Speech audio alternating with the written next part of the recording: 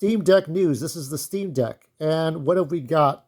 But Valve patent hints at the big upgrade for Steam Deck. So what we're looking at is some kind of upgrade. I've been hearing about it. You're not sniffing your Steam Deck, are you? Please don't do that. Valve may upgrade the Steam Deck for better streaming with new tech for VR integration. So this is all about the VR stuff. I don't know. I have one game, Star Wars Squadrons, that's supposed to be VR friendly. I don't know how that would work. So according to the patent submitted by Valve, the Steam Deck could get a major upgrade with the new technology that allows for VR integration.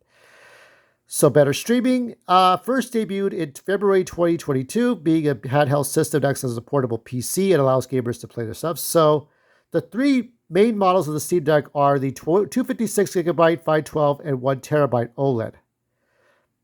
Well, there was another one though. That was the one that was like the 64. That one's still like the 64 gigabytes, still a thing. But it's now that I never got the 1 terabyte because the 1 terabyte was never available.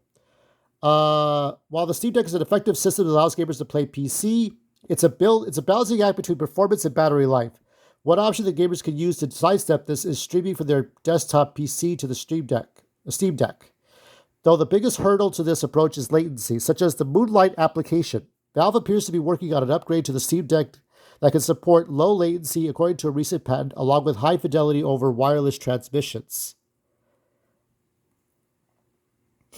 So based on the recent posts, a wireless foveated transmission and rendering between a console and head-mounted device or handheld system. That means that not only would the Steam Deck get an upgrade that improves its streaming potential from a PC, but also a VR option. So this Valve, what could this be used for? Valve had commented on a standalone Steam Deck VR headset before, saying that the Steam Deck's custom AMD APU would work well in the environment and that the idea was relevant to Valve's future plans. Valve also has experience developing VR technology, as seen with the Valve Index VR wired headset. As such, this patent could also point to a major upgrade of the headset to make it a standalone system. Seamless latency and wireless streaming are definitely things that would improve upon the Steam Deck. The possibility of this being used for an upgrade to the Valve Index headset also seems incredibly likely. The recent submission of this patent seems to suggest that gamers won't be hearing about how it will be used for quite a while. For the time being, gamers will just need to keep an ear to the ground until Valve provides more information. How expensive or cheap is the Valve VR set? I guess I could look it up. Ooh, okay, so this is the Valve one left in stock. Better order soon. $1409.97. This is the Valve Index VR full kit. That'd be great if I knew exactly what to do with that. Wow, what a headset. So I guess it would have to be cheaper. And it might be possible since if you're splitting up the hardware, the running between the Steam Deck itself and then the VR would be an outlet. Much like, like the Labo VR, like it's just a cardboard outlet. So as far as games, we got Prince of Persia, the latest Prince of Persia. We got Dungeons and Dragons, Gambler's Steam Deck review. Are you gambling on this? Oh my god, what is this? So you got this one. I'm not going to read the reviews. That time I got reincarnated as a slime isekai. Okay, so that's another one. News and trailers. So just newer games that got verified onto the Steam Deck. Fatal Fury, City of the Wolves. Terry Bogard, Fatal Fury. Okay, so there's some Fatal Fury stuff going on. Sword Art Online, Warhammer 40,000. Bleach, Rebirth of Souls. Gory, Cuddly Carnage. Some of these don't look that interesting to me, but here we go. Here's some other ones. Afterplace. Can I look at the list instead of you pushing the list down so that I can't read it? Oh my god, that looks like the Vita there. Okay, let me see. Let me see lists. I want to see lists. Afterplace verified. Aoni playable. Cataclysmal playable. Clank is playable. Creatures of Ava verified. Earth Defense Force EDF 6 verified via Touch Arcade Reader More. Ete unsupported. Kitsune Talis verified. Mahjong Soul is playable. Master Detective. Okay, Reiko got some music there. So that's Zillions playable. So a lot of different titles. So Half-Life Alex gets the mod gets a new update, including improved Steam Deck support. Should you do it? I don't know much about Half-Life. Look at these ones here. Are these real? Butt controllers. I don't know what those are. So Half-Life Alex. I don't know much about these ones. It's now easy to play Half-Life Alex. The NOVR mod is the best way to experience Half-Life Alex if you cannot afford or categorically refuse to purchase a VR headset. Its latest update delivers a whole smorgasbord of major upgrades, including locked 60 frames per second on the Steam Deck, with gyro aiming enabled to give the player that VR feel in combat. All Toader puzzles are now playable and solvable. All Steam achievements are now obtainable through regular flat gameplay. Improved locomotion thanks to map edits, view model changes, and a few crucial boundary edits. The new classic Half-Life style, now low accuracy crosshair, improved third-party mod support. The team behind NOVR has also confirmed that there's a bevy of further updates coming to the mod in 2024. A comprehensive animation overhaul, ranging from health syringe use to hat and mask animations, or puzzle implementation and further locomotion reinforcements. So, having never played this game, I don't know what all that really means. But sometimes mods are important. I know Nintendo hates mods or hates altering of its games, but one day it's going to happen. It may not happen soon, but when somebody corrected Luke Skywalker in The Mandalorian Season 2, Disney hired the person that was like correcting the CGI.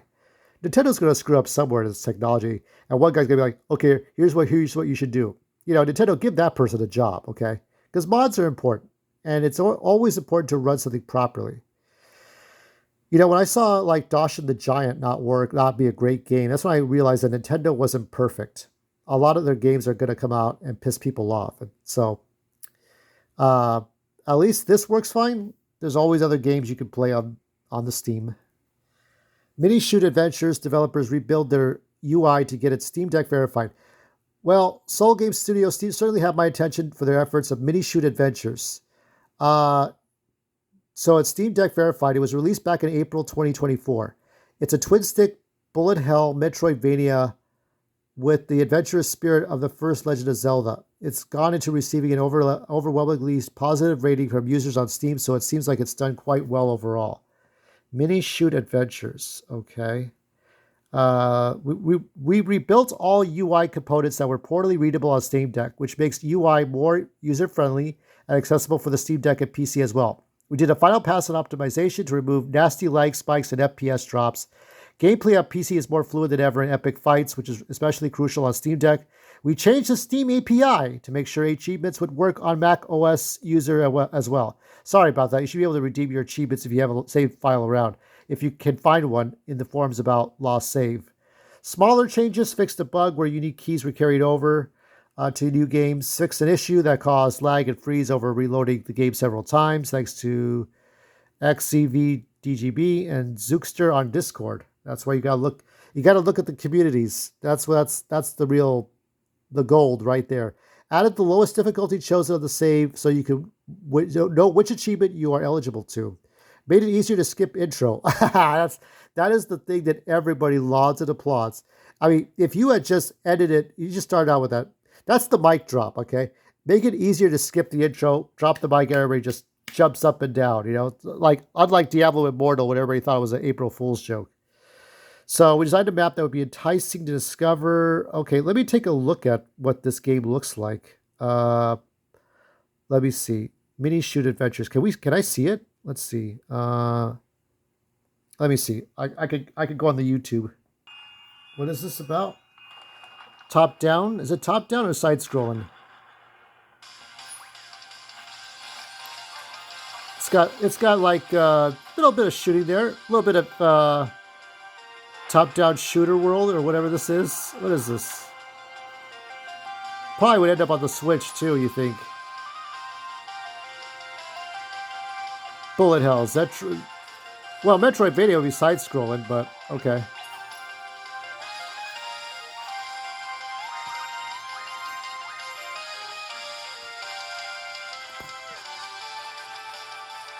It's like a fun little game. Not too bad. I mean, there's a lot of great indies out there. Ooh, the 4 terabyte model, but don't get excited just yet. So this is the terabyte stuff. So unveiled the world's first 4 terabyte micro SD and 8 terabyte SD cards on August 8th at a press conference. Okay, so what's the problem, everybody? Uh, However, while that could be good news, there's one major caveat. Valve's iconic handheld isn't compatible with SDUC cards. Uh, SDUC memory cards, secure digital ultra capacity cards, are meant to only be used with secure digital ultra capacity devices, and that's not the Steam Deck. So currently supports let's see, it could SD, right? SDXC and SDHC cards. So anyone playing and upping their handheld with a 4 terabyte is out of luck. Oh well, you were planning to like stick in a bunch of games like from Red Dead Redemption 2 to like the Mass Effect trilogy. Where you were planning to do that, were you? Don't do that. Just do like John Hancock does. Just get like simple games on your Steam Deck. Even the OLED model, yeah, the OLED model won't support it either. So they're gonna have to miss out on the 4 terabyte model. Oh well, time will tell. You know, you get when some gigabyte models would cost more. Some gigabyte SD cards and flash drives would cost so much money that over time they get cheaper and cheaper. So you just have to wait for cheaper SD cards. Is all I can say. Valve confirms it'll support the ROG Ally with the Steam Deck operating system once it's happy with it. There is the back of the Ally. Oh, God. Valve wants to imagine that every PC maker could have their own Steam engine. So the company's long said it plans to let other companies use SteamOS too, and that means explicitly supporting the rival Asus ROG Ally gaming handheld. Valve designer Lawrence Yang now confirms to The Verge. So added support for extra ROG Ally keys. Yeah, but no, this is indeed about Valve eventually supporting the ROG Ally and other rival handhelds. Well, I like what they're trying to do. So I was like, that doesn't mean Asus will officially bless Valve's installer or sell the Ally with SteamOS. Of course, Asus has told me that there are many reasons why it ships with Windows. A big one is that Microsoft has dedicated validation terms to ensure its operating system works. I kind of feel like, it seems to me like Microsoft's Xbox games will go through the ROG Ally, and Sony's PlayStation games will go through the Steam Deck. Does that seem like that's what's happening to you? It sounds like that's what's happening to me. But Valve is like, yeah, you could have this run on this and have that run on that. It's not like Nintendo where they're like, nope, only our Nintendo stuff. As for Windows, we are preparing to make the remaining Windows drivers for Steam ODeck OLED available. You might have seen that we are prepping firmware for the Bluetooth driver. There's no update on the timing for dual boot support. It's still a priority, but we haven't been able to get to it just yet. There's a lot of complications here, but there's a lot of democracy when it comes to these kinds of systems outside of the main three things that you're used to: the Xbox, the PlayStation, and Nintendo. You get more. You get more time. You get more. The only like virtually the Steam store is like forever. The only way that would not work anymore is if somebody buys out Valve and those pieces of shit, if they're like Bobby Kotick or like David Zaslav, they don't know what to do with the company. They'll be like, okay, we're going to shut down the Steam store. It's like, oh, you fuckers. It's like, that's the only thing I could think of, because they're willing to, as long as you have a Steam Deck from like 5 years ago, you could still go to the Steam store and get newer games. And finally, we'll end on this nice story. Busted Steam Deck Reborn is surprisingly capable $100 mini gaming PC. So here we have a Franken PC. The story began when Edda Prime, okay, YouTuber. So this is a YouTuber. Edda Prime acquired a broken 512 gigabyte Steam Deck with a cracked LCD screen. What the fuck did this? I bet it was one of those YouTubers or TikTokers. I was like, let's drop this 512 gigabyte Steam. That breaks. I dropped my Steam Deck one time, and all I did was just bust the lid. But it still works. Everybody, it still works fine. But this is a broken 512, same model, okay, cracked LCD screen. Like, it's one of those people that just drops it for fun and for clicks and bells and subs, right? So the previous owner had salvaged some of the internal components, recognizing that they were still perfectly functional. Anna Prime saw an opportunity to transform what was left into something entirely new, a miniature desktop PC. The centerpiece of the project was the intact motherboard, the original Steam Deck fan, USB-C port capable of video input. So here's this thing, right? Let me see if I can X this out. If I could please X that out. This is going to be tough. Okay, so first step was to mount the exposed motherboard. Okay, small heatsink, basic cooling.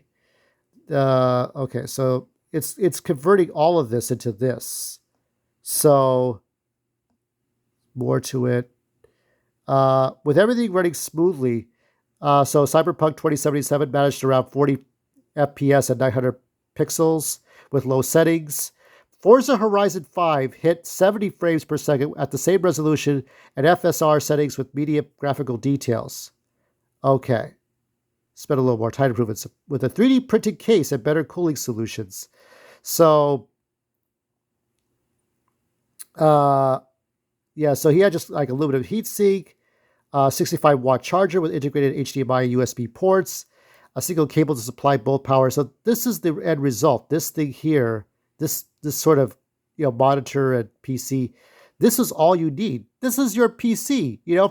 Imagine like 10 years from now, quad cores. This is a quad core in the year 2034. The size of like a smartphone instead of those big boxes, right? Because we'll still have to use big boxes for more technology. But the big boxes that we see now at Best Buy, at Staples, at Office Depot are going to be that big and still do the same graphical power that they do in 2024 and 2034 with this TV. This is the future, my friends.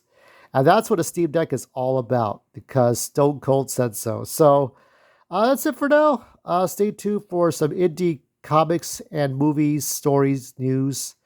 Todd Toy News probably later on before the week ends. And I don't know what else. Alien Romulus? I don't know. I'm still not sure.